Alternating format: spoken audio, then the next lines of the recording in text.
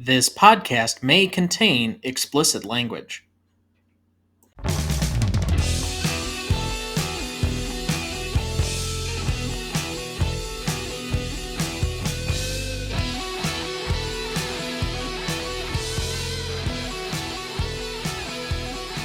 Welcome to the Greatest Movie of All Time podcast, the show that uses a unique grading style to redefine what the greatest movies are. I'm Tom Duncan. And I'm Dana Duncan. Tonight, we apply our patent-pending Stanley rubric to probably the most influential sci-fi action-adventure movie of the last 30 years, The Matrix, starring Keanu Reeves, Laurence Fishburne, Carrie-Anne Moss, and Hugo Weaving. However, quickly before we get to the show, next week we will be covering another sci-fi classic, this time from the 1980s, The Terminator, written and directed by James Cameron, starring Michael Biehn, Linda Hamilton, and Arnold Schwarzenegger. You won't want to miss that one, so please watch ahead of the show by searching the Real Good app to find where it's streaming for you. That's REELGOOD. Also, you can now sign up for our weekly newsletter, either by the website in the show notes, you can subscribe at the bottom of every page, or you can email us at greatestalltimemoviepodcast@gmail.com. Additionally, did you know that our website has the full notes for every episode of the show, as well as the master list of movies we've graded so far? There are links in the episode descriptions of every episode to direct you right there. Check them out. And as always, please like, follow, rate, and review the show on whichever podcast platform you use. With that, all right, so Dad, I know this is one of your taboo movie genres, science fiction and, let's say, fantasy, or basically anything with an alternative universe is not your bag. This is your first time watching this film, notably, and I mentioned it in last week's episode. So, what were your initial impressions? I can see why people really like the film. Okay. It's a well-made film, and it's visually pleasing, it's interesting, it's entertaining, it's something that people could really get into. I see really well why people love the movie so much. I can't remember the first time that I watched this movie, but I do remember a lot of people around the time that I was in probably like 7th or 8th grade, so probably the 2002 to 2004 area, mentioning this movie as a movie that they loved and that it was a classic and everything else. I honestly don't remember anything about the time it came out or anything in the industry or the audience at that point, or whether it was a big movie or not necessarily. I just remember for about a decade after that, it was something that we talked about a lot. And I remember that I did see it before we ended up, I think Mr. Miller showed it in our senior level economic and political theory class. And this was like part of our final for that class, was figuring out how this did or did not apply the 48 laws of power from Machiavelli. I don't know. It was some weird assignment, but I remember distinctly watching this. Wow. Okay. It was this, and it was a Errol Flynn film that I can't remember the name of. We watched both of those. Captain Courageous? No. He was in tights. It was not Robin Hood, but it was something similar. I don't remember the name, though, of the film. So it doesn't really matter, but it's odd that we kind of combined pieces of Shrek last week and then this movie, because Shrek does an homage in that movie to The Matrix. And it's been copied. There are a lot of visual effects and action sequences that have been copied from this movie that are homaged in a ton of things, particularly in the first decade after it came out. But I think that its influence is felt in a lot of different ways all over the industry and in pop culture. And even up to now, I think it holds a certain level of cultural relevance. I teased you last week about red pilling and its significance of what people have come to believe about what conspiracy theories are, that they are going to be woken up. A lot of conspiracy theories have to do with, oh, you're going to be woken up to the truth, like The Matrix. And it's given us an entry point for a lot of really crackpot stuff in this universe. Okay, I could buy that, but I can think of how it also could interplay with certain Oh, conspiracy theories involving pizzerias and such too that Oh, that's what I have meant. have no basis in reality. Yes, it gives people an excuse that says that the truth is out there if you're only willing to look for it. That this movie is not necessarily based in fiction, but has a lot more to say about what reality truly is. And I think it's unfortunately, instead of being something that's entertaining or fun, then something that I think a lot of people invest a little bit too much into. Instead of treating it as a story, they treat it as a Bible. Well, I mean, Neo is quite messianic. It's meant to be overly philosophical and referential to a lot of, let's say, religious themes. So it's not by accident that this could be somebody's Bible per se. But I don't know. All that being said, I know a lot of people, including myself, are very hard on the last two movies in the trilogy or the original trilogy. And so I don't think we'll be covering either of those films that expanded the universe. I think by far this one is the classic, and the other two are just kind of eh. And given how the last one ends, I'll be very curious how they exactly reboot the series now, with Keanu Reeves and Carrie-Anne Moss both coming back to star in that movie. Apparently, Larry Fishburne's too old to do the stunts, so they got Yahya Abdul Mateen to do basically a reprisal of Morpheus at this point. But I thought that Larry Fishburne actually had some sort of like rheumatoid arthritis or something like that, so that he's too physically ill to do a lot of action. that could be. I mean, it's 20 years removed from that movie, and he still doesn't look terribly old, even when he appears on Blackish as the grandpa. Well, he does a show right now about conspiracy theories on. Oh, okay. That's not on the nose or anything. Yeah, I watched it. It was interesting. They did a five-parter on section or on what is it, Base 51 or Area 51? Area 51. Yeah, he did one on DB Cooper. Oh, how very astute of them. Yes. All right. Well, I don't know if there's too much more background I want to do before we get into the bulk of the film and kind of what the impressions were. So let's start off with the plot summary if you have one for us, sir. All right. Computer programmer Thomas Anderson, Keanu Reeves, known by his hacking alias Neo, believes that Morpheus, Laurence Fishburne, and elusive figure considered to be the most dangerous man alive can answer his question: what is the Matrix? He is eventually contacted by Trinity, Carrie-Anne Moss, who tells him a man named Morpheus has the answers he seeks. Morpheus soon discloses that Neo is the man he has been searching for, the One, the person who can bend the Matrix to their will and is the one prophesied to free mankind from the Matrix. But just how far down the rabbit hole is Neo willing to let Morpheus take him? Thank you.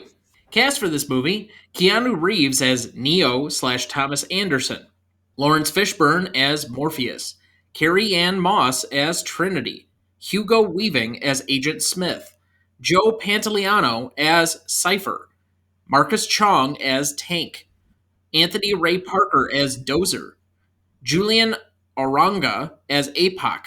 I hope I pronounced that right. Matt Doran as Mouse, Gloria Foster as the Oracle, Belinda McClory as Switch, Paul Goddard as Agent Brown, and Robert Taylor as Agent Jones. Recognition for this film: the film won 4 Academy Awards, including Best Film Editing, Sound Effects Editing, and Visual Effects. In 2001, The Matrix placed 66th in the American Film Institute's 100 Years, 100 Thrills list. In 2007, Entertainment Weekly called The Matrix the best science fiction piece of media for the past 25 years. In 2009, the film was ranked 39th on Empire's Reader, Actor, and Critic voted list of the 500 greatest movies of all time.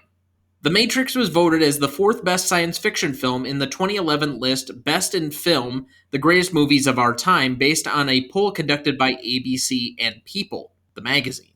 The Matrix was also influential for its impact on superhero films. John Kenneth Muir, in the Encyclopedia of Superheroes on Film and Television, called the film a revolutionary imagination of movie visuals, paving the way for the visuals of later superhero films, and credits it with helping to make comic book superheroes hip and effectively demonstrating the concept of faster than a speeding bullet with its bullet time effect. Adam Sternberg of Vulture.com credits The Matrix with reinventing and setting the template for modern superhero blockbusters and inspiring the superhero renaissance in the early 21st century. In 2012, the film was selected for preservation in the National Film Registry by the Library of Congress. Did you know the Wachowskis harbored their vision for 5.5 years, working through 14 drafts of the screenplay? Although most studio executives who read the script loved their ideas, they had extreme difficulty imagining how this would translate onto the screen. The Wachowskis then hired their leading illustrators, Steve Scrocchi and Jeffrey Darrow, who created over 600 storyboards. Executives were reportedly sold immediately after seeing the bold vision on display and greenlit the film. Did you know? All scenes that take place within the Matrix have a green tint, as if watching them through a computer monitor. Scenes in the real world have a blue tint. Blue was also used at a minimum within the Matrix, since the directors thought blue was more of a real world color, despite, ironically, blue being often the least occurring color in nature. The fight scene between Morpheus and Neo, which is neither in the real world nor in the Matrix, is tinted yellow. Did you know? Will Smith was approached to play Neo, but turned down the offer in order to star in Wild Wild West from 1999. He later admitted that, at the time, he was not mature enough as an actor and that, if given the role, he would have messed it up. He had no regrets, saying that Keanu was brilliant as Neo. Sandra Bullock had been offered the role of Trinity but turned it down because Will Smith was in the film. She regretted her decision. Had she been cast, she would have reunited with Keanu Reeves, with whom she had previously starred in Speed. Did you know? Legendary Hong Kong stunt coordinator Wu Ping Yun initially refused to work on the film. Even after receiving the script, which he liked, he hoped that by asking for an exorbitant fee, it would turn off the Wachowskis. When that failed, he next gave what he considered to be an impossible request.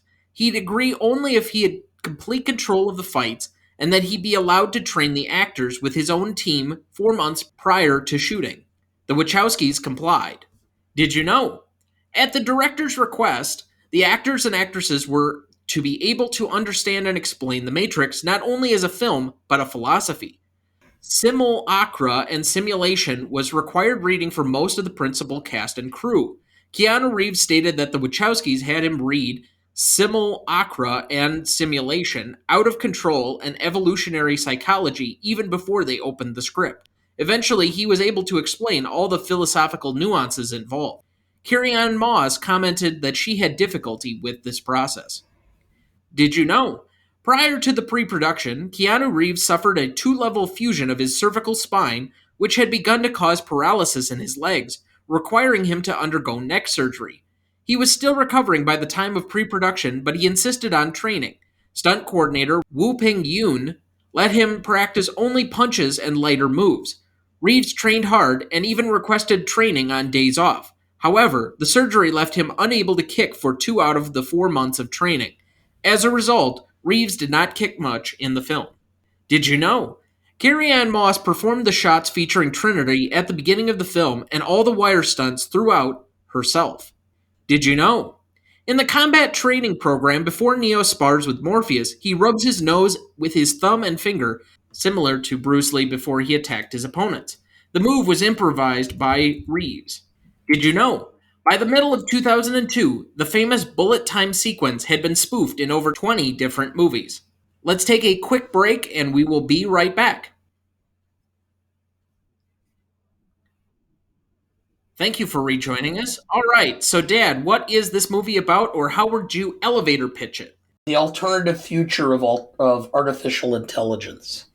Okay, I think I might need you to explain that one more because that's so vague as to be. What would happen if artificial intelligence, instead of being an assistance to man, ended up overtaking man? You could almost say this is the planet of the apes with technology instead of mammals. That's an interesting point. I guess I hadn't considered that, but yeah, I could buy that. That would actually be a really good elevator pitch for this movie. I went with a messianic figure is woken from a computer simulated reality to free mankind. Okay, I can see that. So then, best performance. Who did you have down? Keanu. I mean, Reeves does the bulk of it. He's the one who has to portray confusion and actually convey the realization and the absorption of the situation and advance and grow into the part of the ultimate savior. And he does it well. I really enjoyed his performance. It's why I gave him best secondary, but I actually thought there was a better primary performer in my mind, and it's Laurence Fishburne. There is something to be said that he has to essentially be an even more involved and father like figure than Obi-Wan was to Luke Skywalker.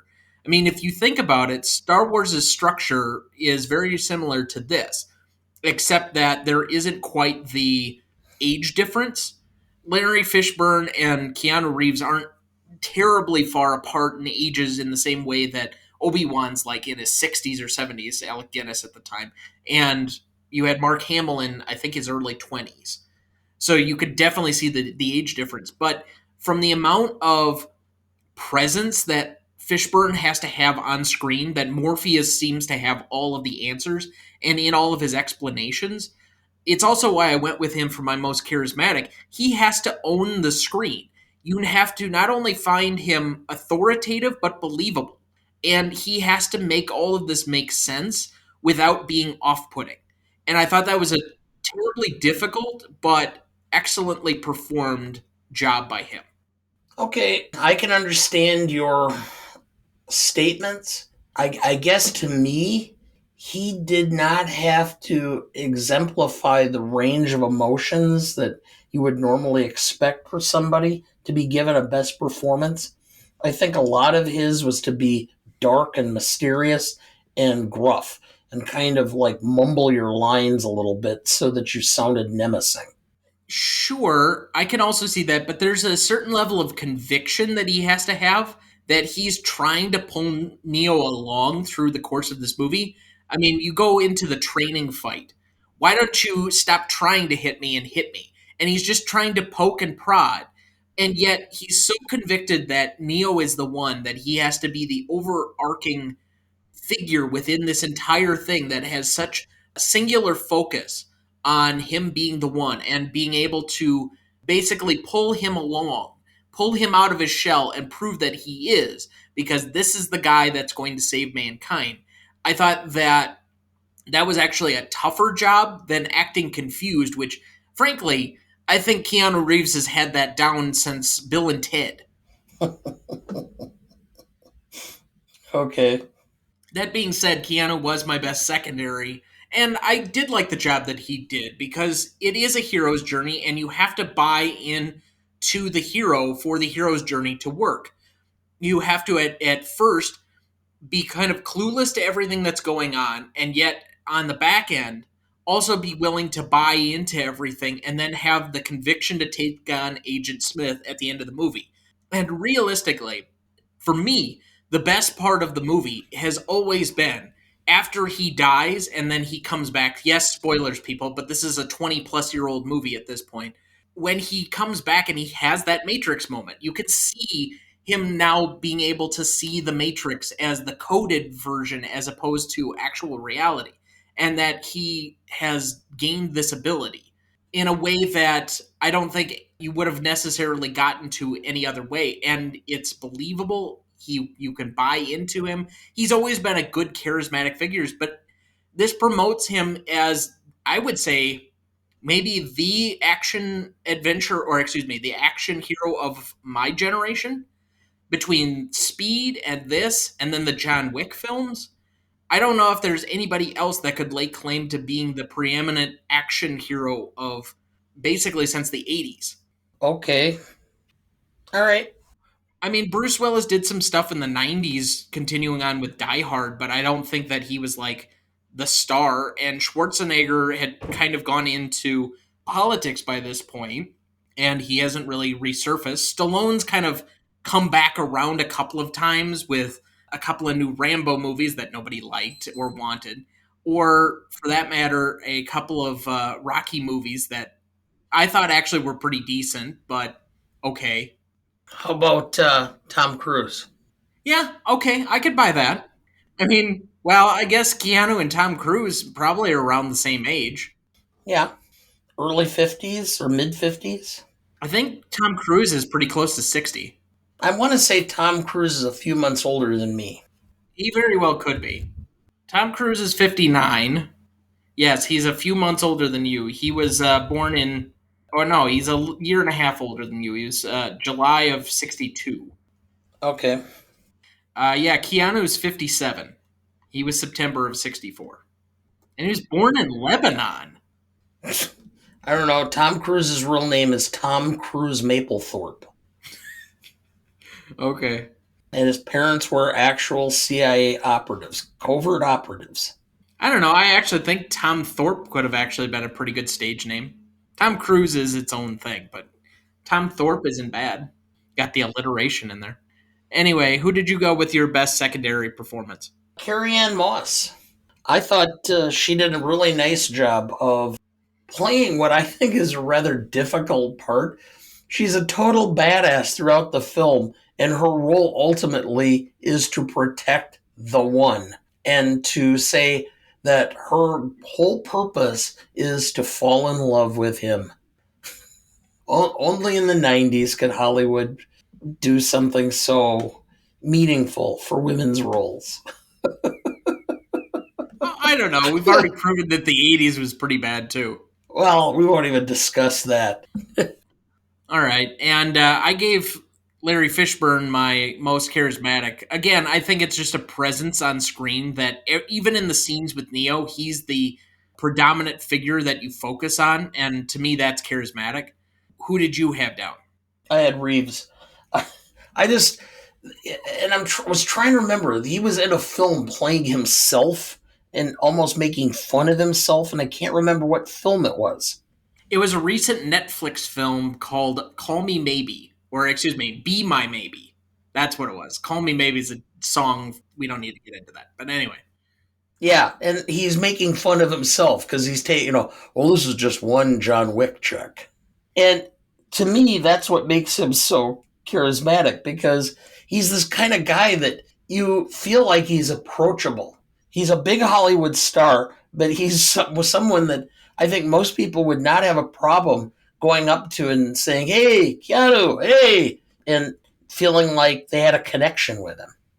I think there are three noted actors that are incredibly nice. That I guess if you ask all the like behind the scenes people, just are one of the most genuinely nice people, and he's on that list. The other two that I know of offhand that everybody just says are universally some of the nicest people: Tom Hanks and Henry Winkler. But outside of that, I mean, he takes such oddball roles anymore. Since he did basically The Matrix, he's just not been in a lot of big budget movies. He kind of hit gold with the John Wick films, but outside of that, he made most of his hay doing the original Matrix films and then some of those blockbuster films from the mid 90s. Point Break and Speed were his other big claims to fame. And then Bill and Ted, which he did a new, what was it, sequel to not too long ago, which I guess was or at least wasn't that great, but wasn't terrible either. I don't know. I didn't watch it. I've never seen any of the Bill and Ted films. Well, I just remember an interview years ago with Sir Patrick Stewart who commented that all the money they paid him to do Star Trek, both the TV show and then subsequently the films, that at that point in his life he had more money than he could spend. And so that allowed him to do whatever he wanted. So if he wanted to play Scrooge on stage in Washington, D.C., he could because he didn't have to worry about the money. He just did what he wanted. I'm sure that Reeves has himself set up financially that he'd never have to work. And so he just does stuff that interests him. If it doesn't interest him and it's a big thing, he doesn't care. Well, I mean, he's created some of the most iconic characters of the last 30 years, and at some point, it's not like he really needs to do a whole lot else since he's been in a couple of major franchises. I mean, John Wick's going to continue to push him along for a few years if he continues to do more of them, and I think they're basically just set up to do six John Wicks, as long as his body would allow, I would assume. Best scene. So these are the ones that I picked out.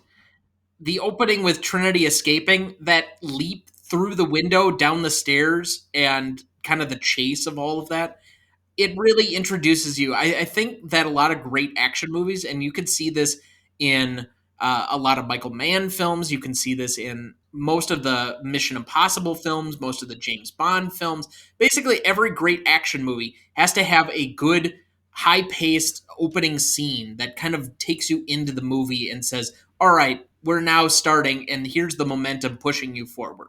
And I thought that this was actually a really good opening to kind of give us that impression that, okay, these guys are a little bit different. We don't know what kind of world we're in yet, but it's kind of giving us the first inkling that it's going to be a little bit different and it's going to be a different kind of action movie. Interrogation of Thomas Anderson. So this is the scene where they place the bug inside of him, which all of a sudden now you're like, okay, this is a completely different movie, and this is going to be way beyond what I thought it was. Because up until that point, there really wasn't a whole lot of extracurricular sci-fi. It just kind of felt like a real world movie, and you knew at some point it was going to have to go there. The red pill or blue pill, because all of the references to Alice in Wonderland and everything else that goes on with that, and that obviously has cultural significance beyond that, which we've already discussed. The training sequence in the dojo, which, all right, now we got into some of the fight sequencing and the hand to hand combat that this movie is famous for. The Oracle. And that's one of the scenes that I've still been trying to piece together for years. And no matter how many times I've watched this, I still, in this reviewing for the episode, actually thought of something new in relation to that scene. Cypher's betrayal, for obvious reasons. Rescuing Morpheus, also for obvious reasons. The subway duel, which has kind of the feel of a Western, but in this modern action movie, and I think that one's been borrowed and copied a bunch of times, in notably in superhero films. And then He's the One, which is that final Matrix moment that people talk about. Any of the scenes that I missed? No. All right. So, what do you think was the best scene out of those? The Morpheus captivity scene. I mean, I think, and that's kind of my favorite scene because it's the whole concept of reaching and establishing himself as the one based upon his ability to self sacrifice for the good of another. Yeah, I guess I hadn't thought of that angle, but that is also part of the messianic thought process, is that he has to sacrifice himself for the greater good, or at least he considers it being that. And as a result, it becomes cathartic, and he ends up reaching the pinnacle of his self, of what his being was to achieve. The best scene to me is also my favorite and probably the most indelible, and it's the scene that I think would be the most rewatchable one that I would just go back to on a loop almost, and it's the subway duel. There's kind of that Western theme to it. You kind of get that rattling score there for a second where the newspaper kind of blows past them and they're clearly just looking at each other kind of in an old Western stare down, and then they start shooting, and then there's all the physical hand-to-hand combat, and that thing goes on, I want to say, a good 10 to 12 minutes before finally he gets the better of Agent Smith, at least for a split second. So I thought that was a really creative way of trying to do an action sequence. We'd already gotten hints of it in the training scene, but it seems to me that most modern like duels kind of come in this fashion, that there are a lot of hand-to-hand combat, and there are a lot of, frankly, martial arts style effects of hand-to-hand combat. And so I thought this ended up becoming something that has probably been revisited over and over multiple times over. So, what was your favorite scene then? The red pill. Now, is this the actual him taking the pill, them putting him in, and then him waking up in the tank, or is this the explanation of the Matrix? Where it starts with you can choose the blue pill or you can choose the red pill. Okay. That whole sequence, it's my most indelible. I think that's really the crux of it, and really becomes probably one of the more iconic elements of the film. Yeah, I would say that the explanation and the world building that goes on during that entire sequence is certainly not lost on multiple viewings of the movie. So that you said that's your most indelible too? Yep. All right, so that gets us to our second break. We will take a quick break and be right back. All right, thank you for rejoining us. All right, Dad, before we get into best funniest lines, which I don't think there were many funny lines in this movie per se, do we have anyone to remember this week? Yes. Heath Freeman, 41, American actor, Raising the Bar, the TV show Bones, Scateland Past. David Fox, a Canadian actor, Mama, Grey Owl, and X-Men. Roy Holder, 75, an English actor. He was in Pride and Prejudice and War Horse.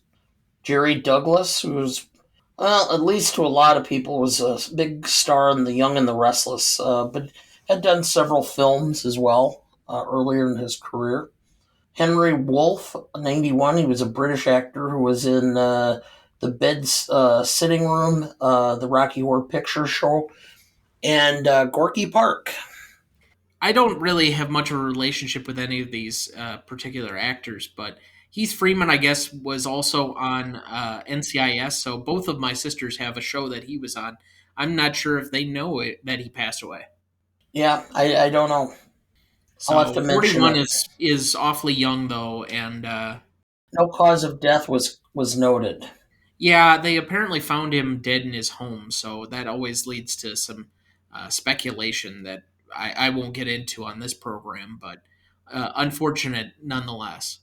So we thank these wonderful actors for their contribution to movies and the arts and recognize them here with a moment of silence in their memory.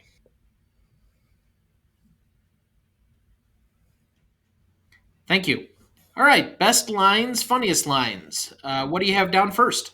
Cypher, I know what you're thinking, because right now I'm thinking the same thing. Actually, I've been thinking it ever since I got here.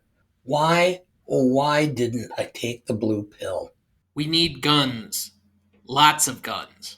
Agent Smith, you hear that, Mr. Anderson? That is the sound of inevitability. Morpheus. Unfortunately, no one can be told what the Matrix is. You'll have to see it for yourself. This is your last chance. After this, there is no turning back.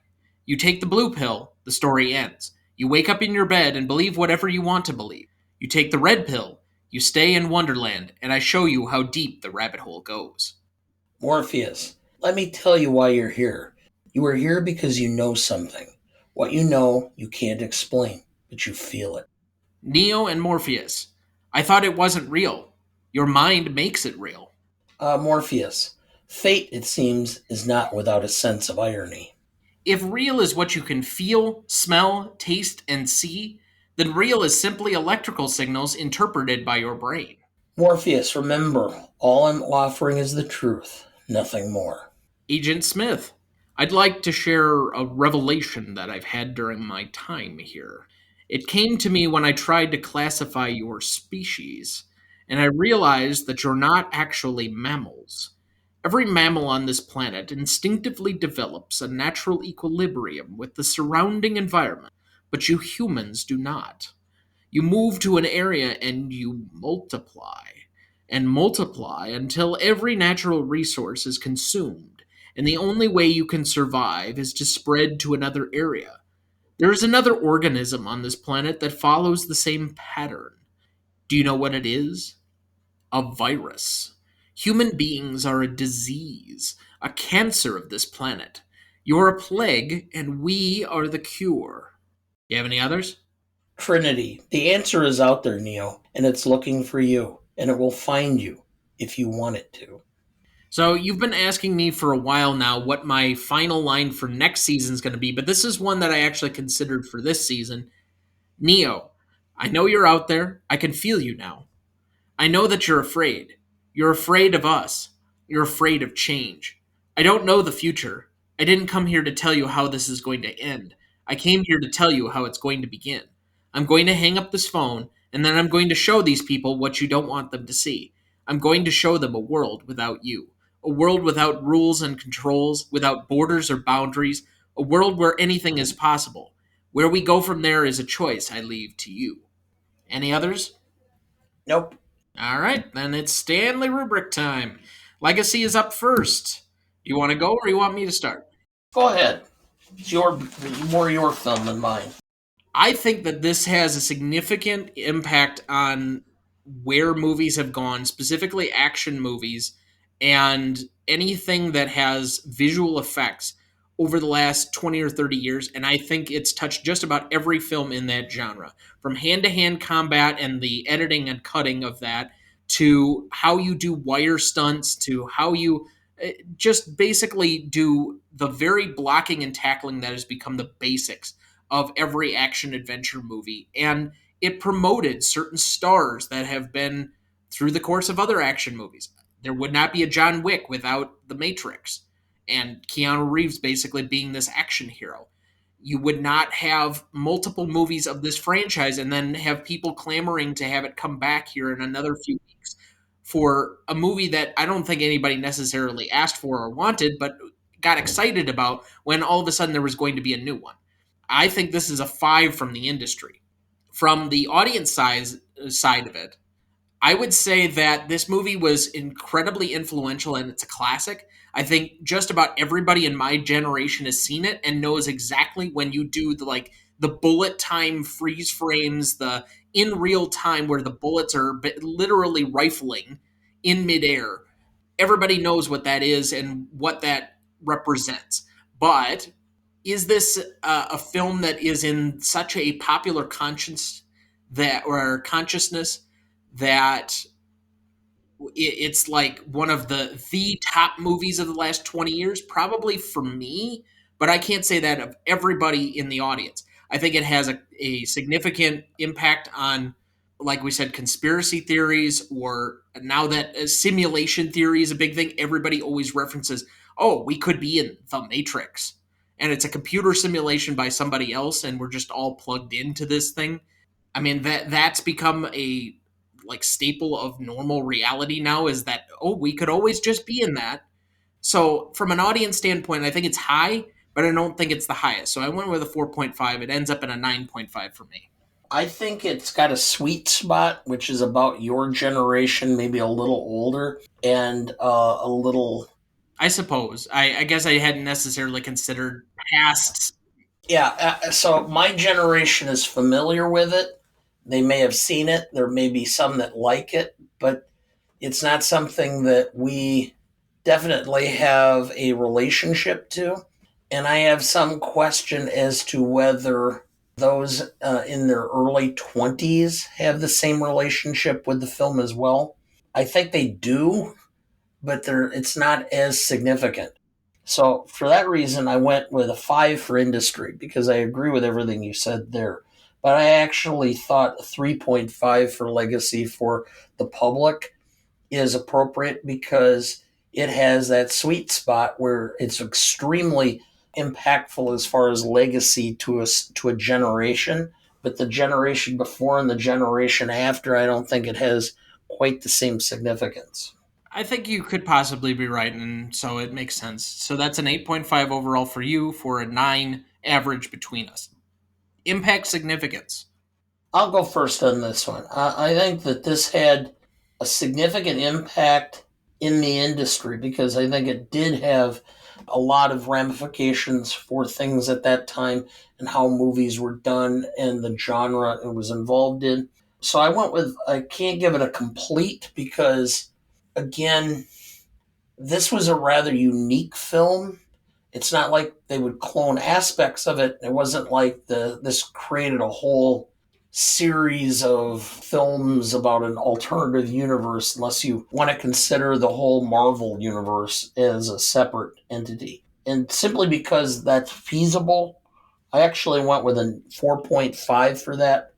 And from the public, this was a highly discussed movie whether you liked it or you didn't like it, or you wanted to see it or you didn't, there was lots of strong opinions. And I think to some extent, because I am more a historian and like historically based stories more than speculation about the future and alternative life and theories of where things will go.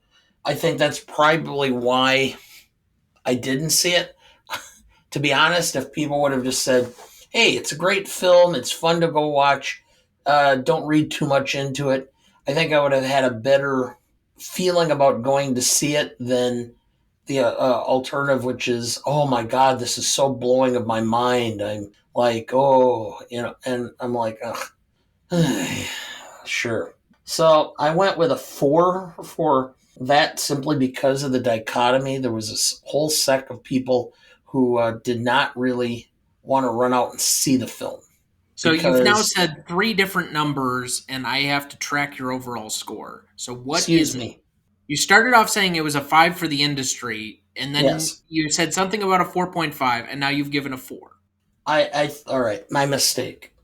As far as a 5 for the industry, and I went with a 4 for the general public for 9 overall. Okay. I went with a 5 for both of them. I thought this was incredibly culturally impactful. I don't think you could escape that this movie came out, even if you didn't necessarily see it. And to a certain extent, even if you hadn't seen it, you probably understood and recognized some of the references, even without necessarily knowing or being involved or being a fan of the movies.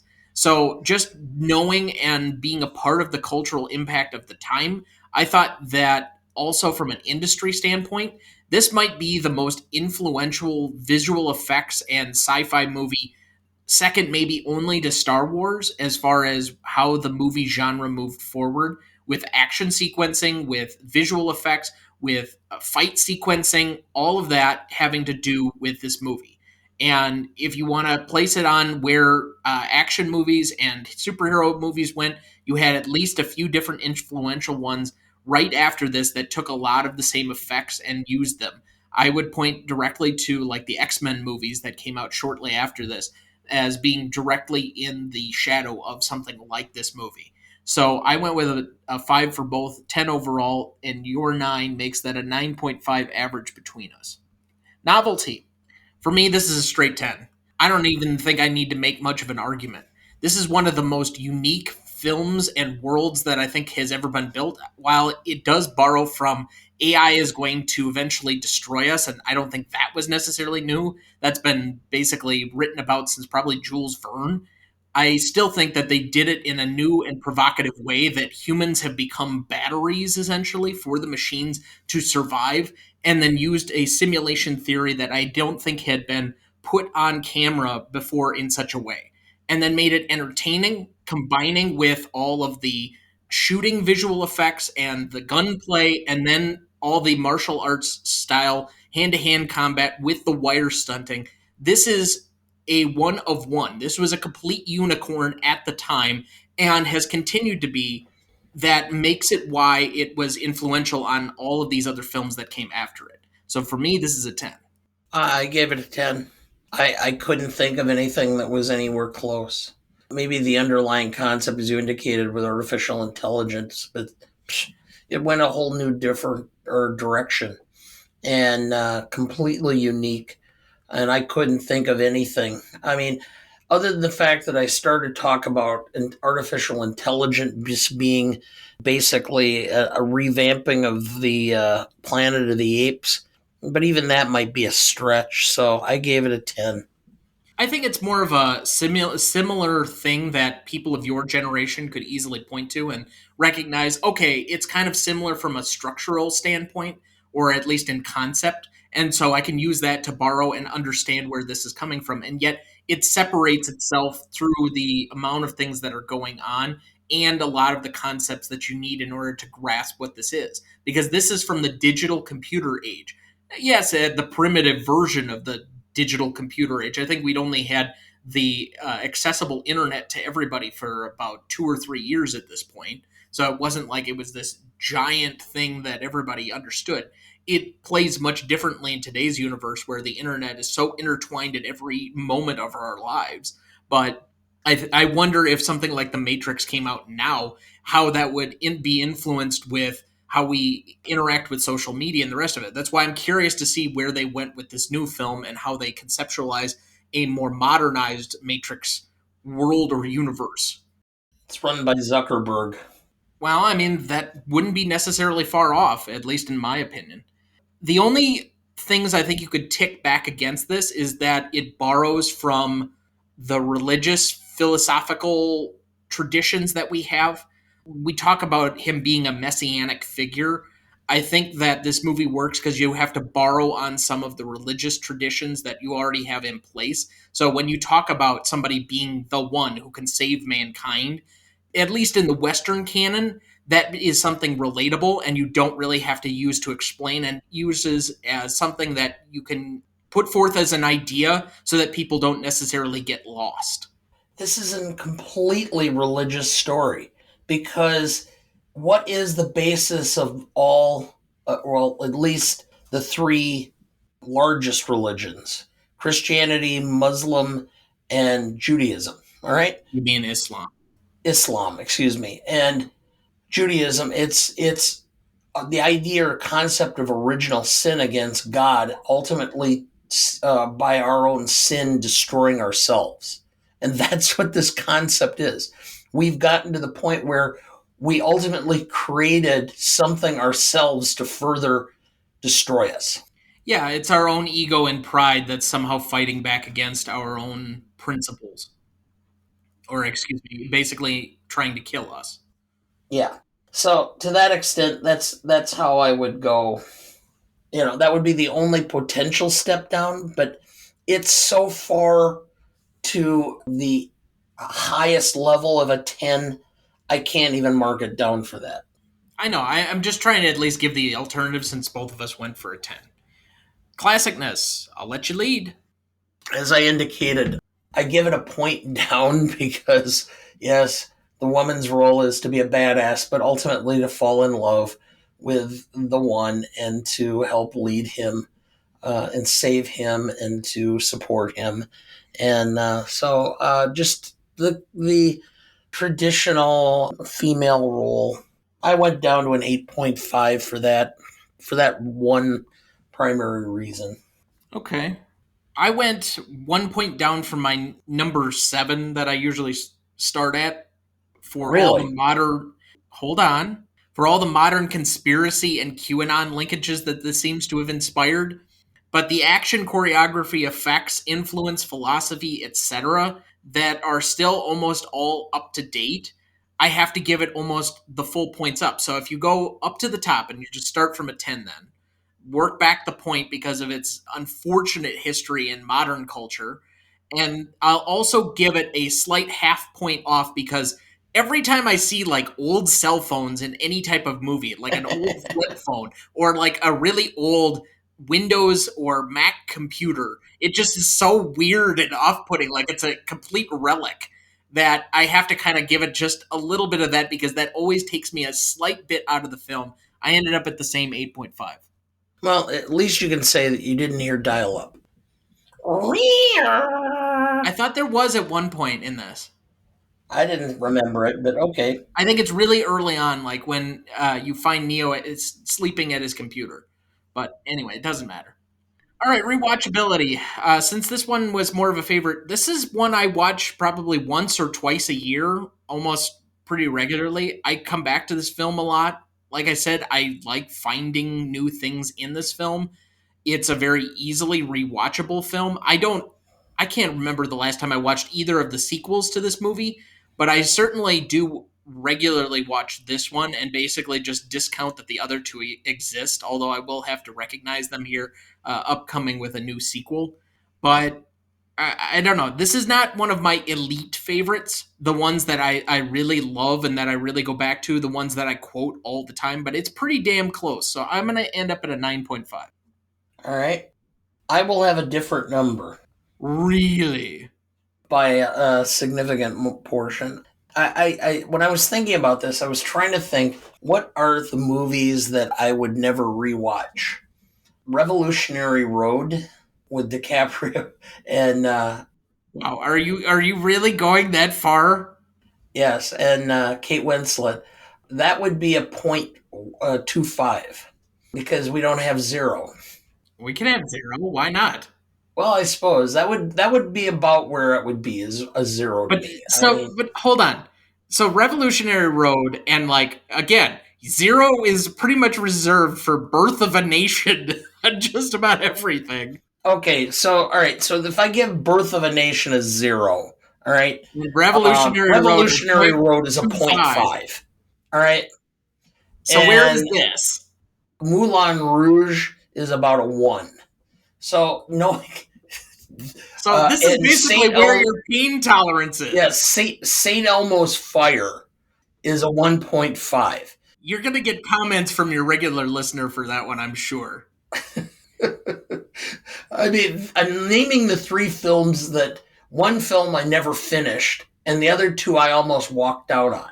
And I've never. I mean, Revolutionary Road. I didn't finish. Luckily, it was on a rental, so I didn't have to. But I've never walked out of a film because I paid for it, and I'm a large part Scottish and at least a small part Jewish, and between the two, I'm really cheap, and I know that. So it takes a lot for me to want to walk out of a film. So with that in mind, So where is this film? I'll give it a 4, simply because I would watch it again. In fact, I actually thought, I'll wait a while and maybe this would be something watching it again. It would have more meaning and more impact the second time. I think that this is something that I could watch once, maybe twice again. After that, I'm probably not going to have a lot of interest in it. So that's why I can't go as high as a 5. So I'll give it a 4. All right. Fair enough. So that is a 6.75 average between us.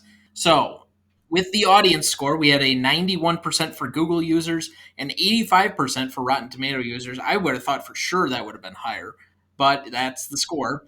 So then to recap, we have Legacy at a 9. We have Impact Significance at a 9.5. We have Novelty at a 10. We have Classicness at an 8.5. We have Rewatchability at a 6.75. And we have an audience score average of 8.8 for a final score of 52.55, which currently places it between Jurassic Park and Groundhog Day, just outside of the top 10. Okay, I could buy that. sure. I think it would really be up there if somebody thought it was a little more rewatchable, but oh well. I'm just teasing you. Yeah, all right. Sorry. I know it's not your movie. I didn't think so. I'm just glad that you sat through it and at least enjoyed or appreciated it slightly. So, Yes, I mean, as a result of this podcast, I'm watching films that I had not ever really been interested in watching. And so I guess you can teach an old dog new tricks. You learn to appreciate things.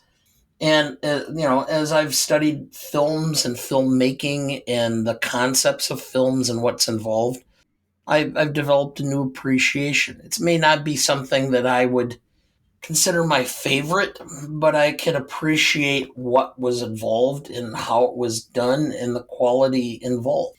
yeah, we normally do a seasonal recap and a preview for next year. We'll do that here probably in about a month or 6 weeks or so before we start season 2, which is going to shortly include our 100th episode, as this is going to be 92 already.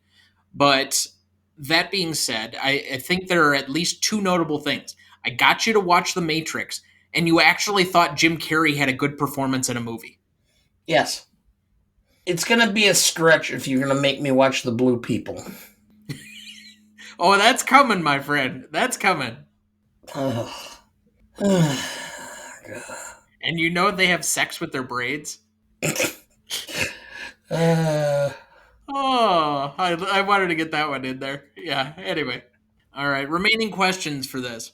yes, if it's all fake, Okay? If the Matrix is all made up, the reality, they're all in these pods, then tell me why shooting people kills them.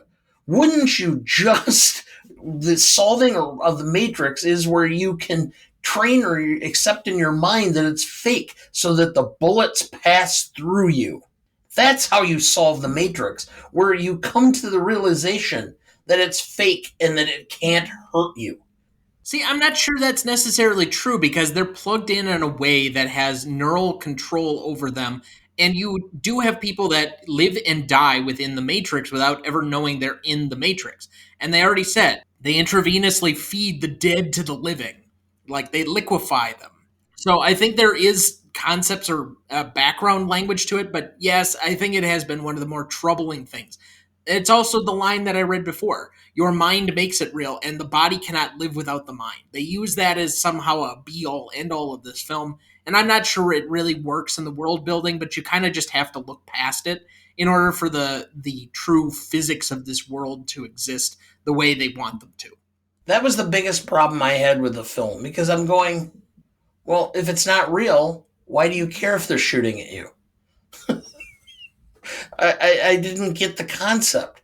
I can understand how that concept would be contrary to what they're trying to do in the film, but that's what the thought was that permeated my mind and why I had difficulty.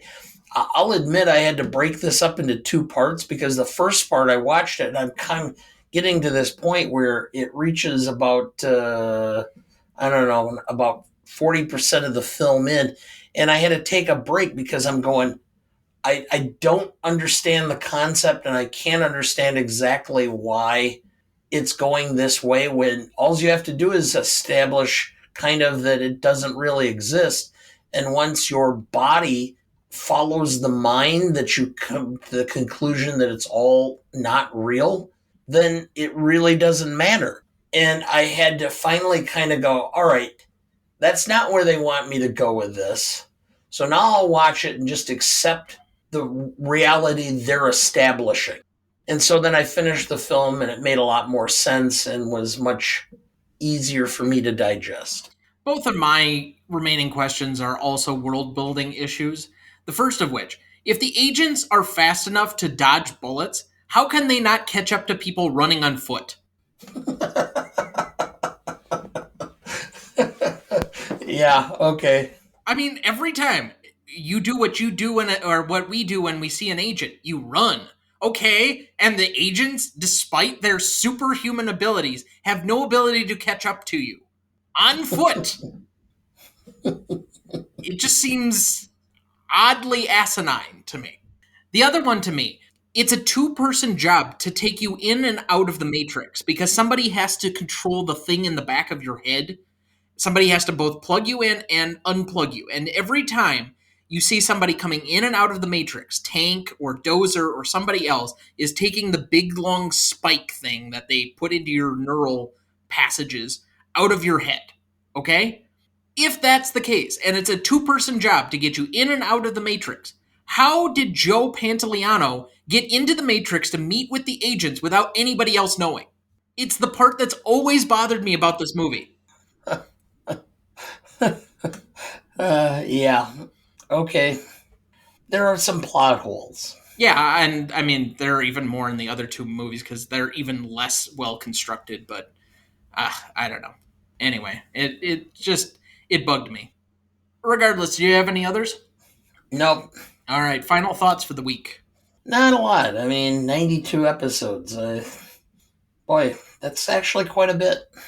Yep. If you even consider the fact that not even all of those are just a simple hour, I would say, or I would venture to say, that we have at least 90 minutes on probably a good 30 to 40 of those, and sometimes close to an hour 45. It's probably easy to venture a guess that we're in the 120-hour range for the amount of content that we've produced and put out.